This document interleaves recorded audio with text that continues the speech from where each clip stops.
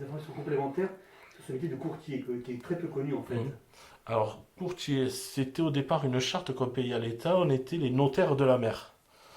Ça date de Napoléon. C'est Napoléon qui avait créé ce métier-là pour permettre justement, lors d'un navire, de ne pas avoir 50 personnes différentes qui viennent sur le navire pour amener leurs petites marchandises, leurs petits trucs.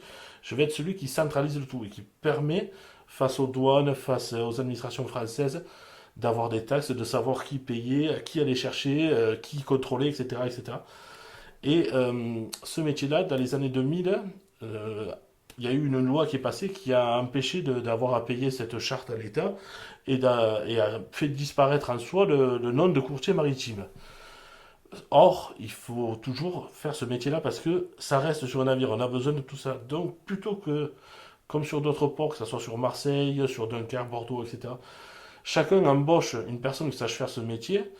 À 7, j'ai tous les clients parce on est beaucoup moins gros que les autres ports qui sont venus nous voir et qui nous ont dit faut que vous montiez votre entreprise parce qu'il y a le boulot qui reste à faire, mais nous, on n'a personne et on n'a pas envie d'embaucher quelqu'un. Donc, on préfère que ce soit votre entreprise qui continue. Donc, j'ai continué à créer mon entreprise pour faire ce métier et pour pouvoir permettre que les bateaux se fassent mieux et plus facilement. Je suis le lien entre les armateurs et les administrations françaises, c'est-à-dire que peu importe ce qu'il y a, que ce soit de la taxe sur la marchandise, sur les véhicules, de la taxe de mise à quai, de place à quai, etc. Je vais avoir à faire ces papiers-là. Et je vais avoir à fournir ces papiers-là à la douane pour permettre au bateau de pouvoir travailler.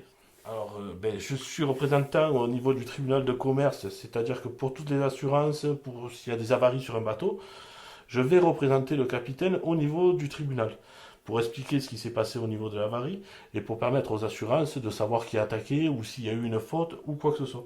C'est-à-dire que comme je disais, j'ai eu pendant un moment le titre de huissier de la mer.